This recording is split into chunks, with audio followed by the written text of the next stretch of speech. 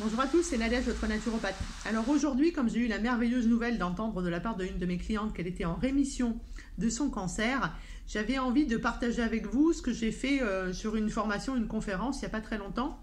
C'est la prise en charge naturopathique autour du cancer. Alors tout de suite, warning, la naturopathie ne vous guérit pas du cancer. La naturopathie vous accompagne autour des effets secondaires qui sont liés à la prise en charge allopathique du cancer. Il y a plusieurs oncologues qui travaillent déjà avec des naturopathes, c'est exactement ce que je fais, parce qu'ils se sont rendus compte que à partir du moment où l'alimentation était changée et qu'il y avait une prise en charge du corps mental, il y avait moins d'effets secondaires et surtout, et je pense notamment à cet urologue dont je tairai le nom parce que je ne sais pas si j'ai le droit de parler de lui sur une de mes vidéos, qui a très bien remarqué que lorsque ces patients qu'il envoyait chez une collègue qui gérait l'alimentation, eh bien il diminuait par d'un tiers les doses de chimiothérapie. Donc, la naturopathie ne guérit pas le cancer, par contre elle accompagne très bien le cancer et les maux qui sont liés au cancer. Ça va vous permettre d'avoir moins de fatigue, moins de nausées, moins de vomissements, moins de stress, moins de perte de poids, moins de problèmes au niveau intestinaux par exemple. Moins de problèmes au niveau du sommeil aussi. Alors, le cancer, c'est quoi? On sait que c'est une maladie, d'accord, qui peut être invalidante, qui peut être récidivante. On sait aussi que le cancer, il y a 15% de génétique à peu près. On connaît notamment les liens sur le cancer du sein, puisqu'on en parle beaucoup. Mais c'est aussi et surtout, et ça c'est écrit sur la Ligue par exemple contre le cancer ou sur d'autres centres spécialisés, que c'est surtout de l'épigénétique qui fait qu'on attrape un cancer. Parce qu'on l'attrape, d'accord. Certains disent que, parce que je vais vous expliquer comment ça arrive, on l'a tous à l'intérieur de nous et puis un jour il se développe. Voilà. Donc 85% de causes sont liées à l'épigénétique. Donc l'épigénétique, on va dire entre guillemets, c'est votre environnement. Ça veut dire que il est bien entendu que si vous êtes en surpoids, que si vous fumez, que si vous êtes entouré de perturbateurs endocriniens, que si vous prenez la pilule, que si vous avez des maladies cardiovasculaires, que si vous favorisez la malbouffe, si vous êtes sédentaire, si vous êtes stressé, eh bien vous rajoutez entre guillemets de la malchance au fait d'attraper un cancer. Ça veut donc dire qu'il va falloir qu'on joue sur tout ça, et vous savez très bien que l'épigénétique c'est une histoire d'effet cocktail en fait, hein, d'accord. Si vous êtes en surpoids, vous êtes sédentaire et qu'en plus vous fumez, vous avez plus de risques effectivement de faire un cancer que quelqu'un qui fait du sport une demi-heure tous les jours, qui mange correctement par exemple et qui ne fume pas, d'accord, voilà. Et après, il y a des gens qui font tout bien et qui malheureusement font aussi un cancer parce qu'ils ont été au contact de l'amiante, parce que ils ont voilà, la maman qui a fait un cancer du sein, et puis quelquefois il n'y a aucune explication. Mais quand même, ça c'est 0,05% des cancers.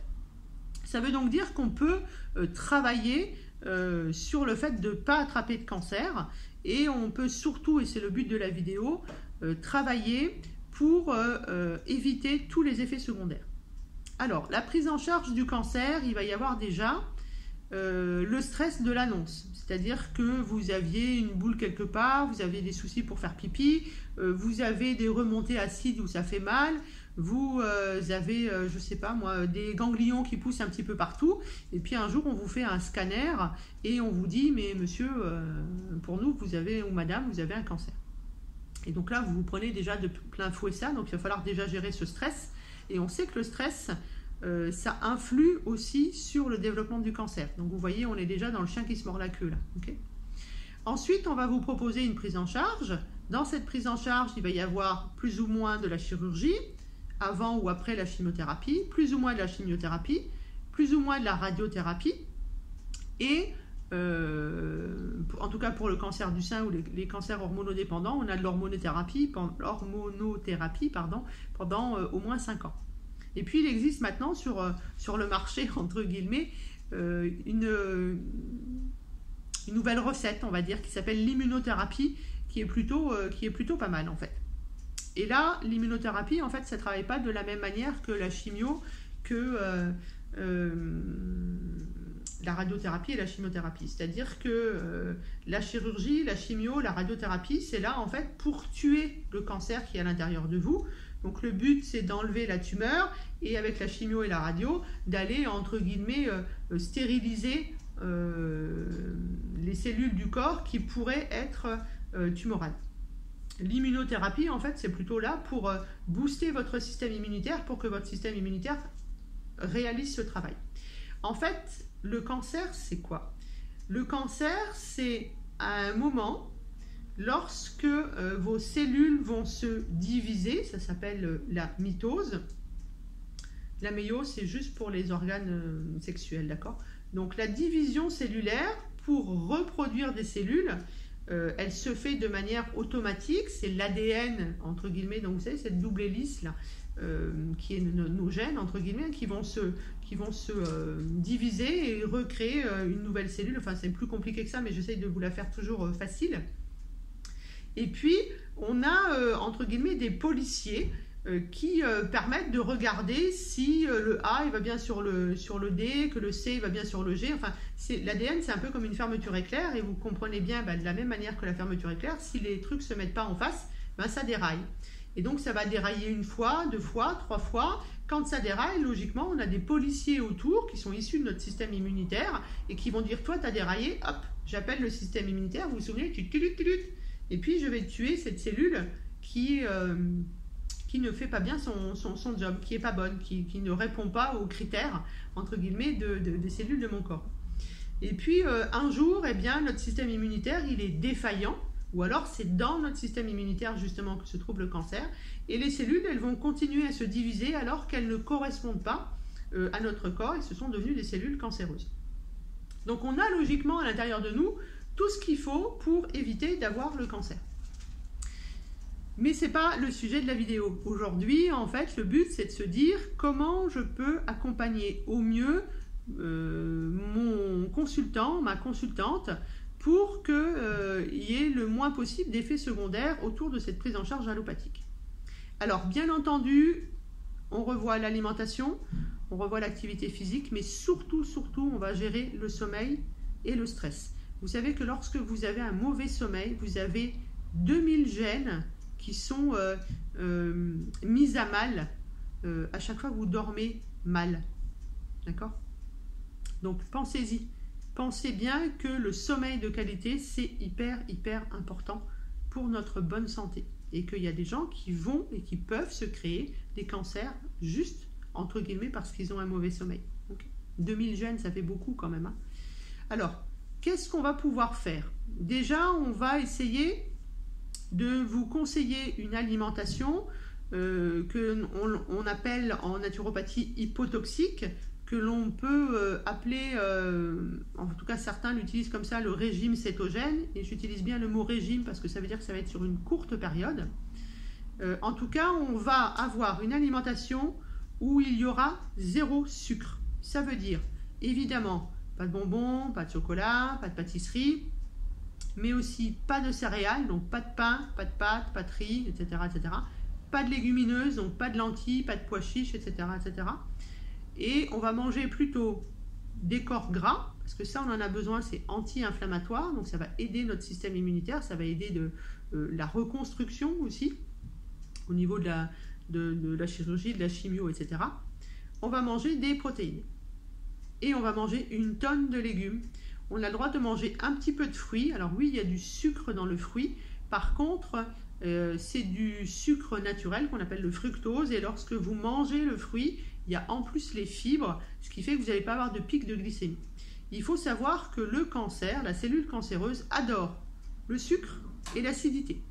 Donc, il va falloir qu'on ait une alimentation qu'on appelle donc régime cétogène si vous préférez, hypotoxique si vous préférez, ou alors que l'on peut appeler aussi un régime alcalin, c'est-à-dire qu'on va faire rentrer dans notre corps un maximum de choses qui vont avoir un effet sur notre système homéostasique, sur notre pH, c'est-à-dire notre système acide-base.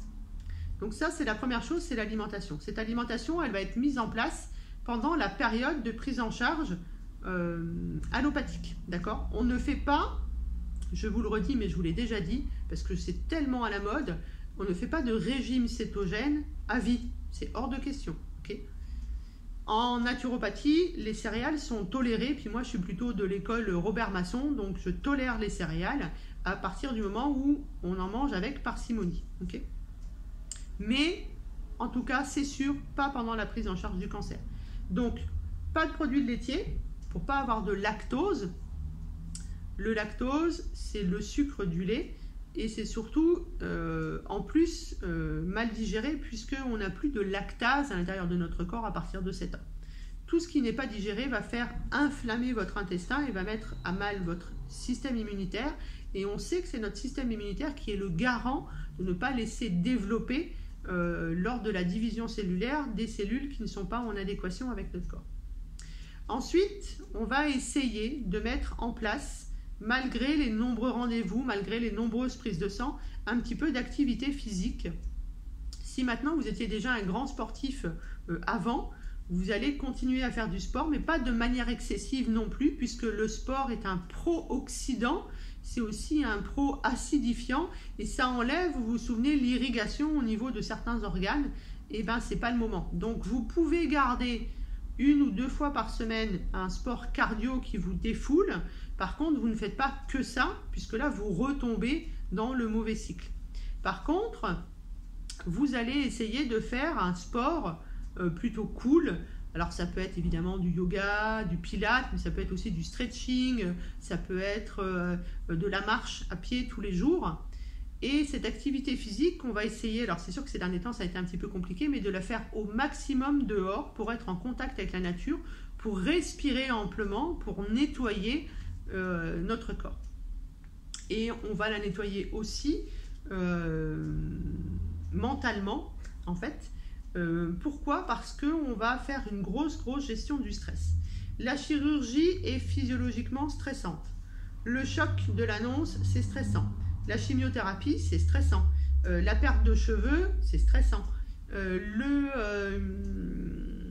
Les nombreux rendez-vous, etc., c'est stressant.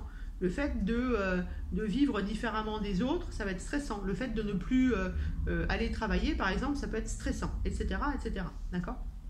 Donc, il y a une très grosse prise en charge du mental à faire chez les personnes qui ont le diagnostic de cancer. Et ça peut se faire par de l'hypnose, par de la relaxation, évidemment, mais par de la PNL, vous pouvez aller voir une psychologue, mais ça peut être aussi du massage, etc., etc. D'accord?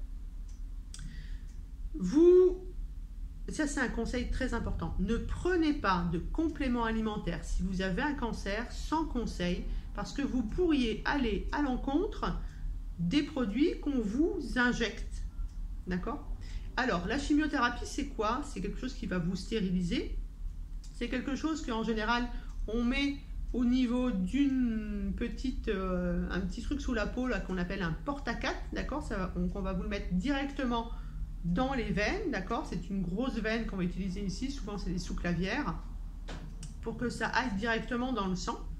Maintenant, il existe la chimiothérapie qu'on prend par la bouche, d'accord, et que vous prenez à la maison et que du coup, elle est un peu moins forte, il y a un peu moins d'effets secondaires, puis surtout, ça vous évite les allers-retours pour aller faire en ambulatoire les cures de chimiothérapie. Ensuite, la radiothérapie. Donc, la radiothérapie, c'est des rayons puissance, donc vous allez brûler, ça fait l'équivalent d'une brûlure au 3e degré, donc là aussi, impératif, on ne met strictement rien sur notre peau avant d'aller faire la radiothérapie. Et moi, je connais même des radiologues qui m'ont dit on a renvoyé les gens pour qu'ils aillent se laver et qu'ils reviennent après parce qu'ils sentaient les huiles essentielles. Alors, on lit partout qu'il faut mettre de l'huile essentielle avant de faire la radiothérapie. Non, on ne met strictement rien parce que sinon, pareil, on peut aller à l'encontre du but de la radiothérapie. Une fois que la radiothérapie est terminée, vous pouvez par contre là mettre à fond les ballons du gel d'aloe vera. Pareil, vous faites attention où vous achetez votre gel d'aloe vera et vous vous souvenez, c'est pas parce que c'est en magasin bio que c'est bien, d'accord? Le mieux c'est d'avoir un aloe vera dans son jardin ou sur sa terrasse et de racler la pulpe qui est à l'intérieur. Et puis, Ce qui marche très très bien, et ça c'est bien reconnu aussi par le monde médical, c'est les coupeurs de feu, les maîtres Reiki, etc. Pour arrêter la brûlure. Souvenez-vous, c'est une brûlure du 3e degré. L'hormonothérapie va gérer, entre guillemets, les hormones dans votre corps. C'est souvent dans les cancers hormonodépendants. Il va falloir faire attention de ne pas apporter des hormones autour, que ce soit par tous les perturbateurs endocriniens, bien sûr. Ça peut être par le Wi-Fi, ça peut être par la pilule de la voisine qu'il y a dans l'eau de boisson que vous buvez, etc. Donc il va falloir aussi prendre énormément soin de votre foie, et ça va être, que ce soit de l'hormonothérapie ou pendant la prise en charge du cancer, c'est quelque chose qui est très bien reconnu là aussi et documenté. En général, on part ou sur du chardon-marie ou sur du desmodium, et toujours sur la bouillotte, parce que le foie, il va en prendre grave plein la tête, quoi, en fait. D'accord ? Voilà ce que je voulais vous dire sur l'accompagnement autour du cancer. Bien entendu, derrière, une fois que vous aurez le diagnostic de rémission, eh bien, nous, on pourra travailler en fonction de votre état ou sur une cure de revitalisation. Et là, on pourra partir sur des compléments alimentaires qui sont complètement différents, étant notamment sur ceux qui sont déconseillés pendant la prise en charge du cancer.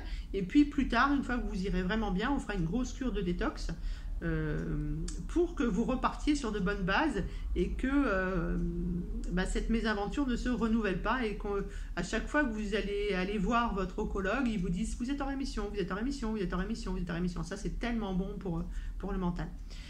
Voilà, donc la naturopathie ne guérit pas le cancer, elle aide à la prise en charge, elle l'accompagne pour éviter les nausées, les vomissements, les pertes de cheveux, la fatigue et surtout une grosse gestion du stress.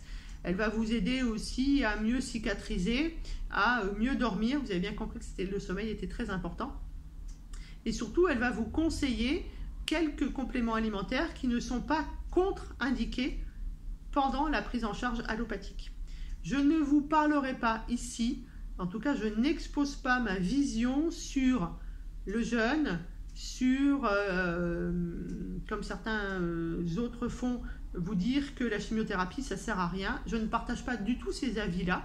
J'ai mon avis sur le jeûne. Je sais que c'est quelque chose de très bénéfique, mais tout le monde n'est pas apte à faire un jeûne. Et surtout, vous ne pouvez pas dire que si vous faites quelques jours de jeûne et que vous ne faites pas la prise en charge allopathique, vous allez guérir votre client. Ça, c'est complètement absurde, fou, et c'est mise en danger d'autrui pour moi. D'accord ? Si le client décide de par lui-même de ne pas faire la prise en charge allopathique et de faire un jeûne, eh bien il trouvera toujours quelqu'un qui est spécialisé dans le jeûne et qui lui mettra ça en place. Personnellement, je ne fais pas. Ok ? Primum non nocere, c'est la base de la naturopathie. En premier, ne pas nuire. Donc pour moi, il est important qu'on travaille avec les oncologues et qu'on vous aide à supporter au mieux cette prise en charge qui peut durer en général pendant 1 an. Voilà. En tout cas, sachez juste que lorsque vous faites accompagner par un naturopathe, vous allez vraiment passer cette épreuve de la manière la plus simple possible, parce que vous allez avoir le moins d'effets secondaires et que surtout on va bien vous aider à gérer le stress, qui est très très important. Voilà ce que je voulais vous partager avec vous aujourd'hui. Donc ne faites pas n'importe quoi, ne prenez pas de compléments alimentaires si vous n'avez pas vu quelqu'un, et dites-vous bien qu'une fois que l'épreuve est passée, derrière, puisque c'est votre hygiène de vie qui vous a amené le cancer, et il va falloir faire quelque chose pour changer cette hygiène de vie afin que ce cancer ne revienne plus. Et ça, c'est pareil, c'est prouvé, d'accord ? Si on enlève la sédentarité, si on diminue le stress, si on enlève le tabac, la pilule, si on perd du poids, etc., il est bien entendu que vous allez mieux vivre et que vous allez mettre toutes les chances de votre côté pour éviter de renouveler votre cancer. Donc, alimentation, gestion du mental, activité physique, vous voyez, on retrouve les 3 mêmes choses. Et en tout cas, un complément alimentaire qui va soutenir le foie. Et moi, je travaille beaucoup avec la propolis, mais ça ne veut pas dire que ça va vous convenir à vous plus particulièrement. Mais la propolis, c'est quelque chose juste de magique sur la prise en charge du cancer. Et puis surtout, ça ne coûte pas beaucoup d'argent quand vous prenez de la teinture mère de propolis. Pour moi, c'est un petit peu mon couteau suisse. et ça marche super bien dans la prise en charge du cancer. Vous vous doutez bien que si vous faites déjà de la chirurgie, que vous faites déjà de la chimiothérapie, etc., etc., vous n'avez pas forcément envie de prendre des pilules, hein, d'accord? Donc, on essaye de faire le plus simple possible pour bien vous accompagner et éviter tout ce qui est nausées, vomissements, perte de cheveux, fatigue, d'accord? Voilà, j'espère avoir été assez claire. Et puis, comme toujours, vous n'hésitez pas, un petit message, un petit messenger, comme j'ai reçu il n'y a pas très longtemps aussi. Je dis bonjour à ma petite abonnée qui m'a répondu suite à ma vidéo. Et bonjour à tous les autres abonnés, parce que vous êtes de plus en plus nombreux. Et je vous remercie surtout pour tous les messages que vous m'envoyez. Ça fait beaucoup et ça me fait énormément plaisir. Et je reste nature peinture et j'ai toujours rien à vendre derrière. Prenez soin de vous, je vous souhaite un excellent week-end.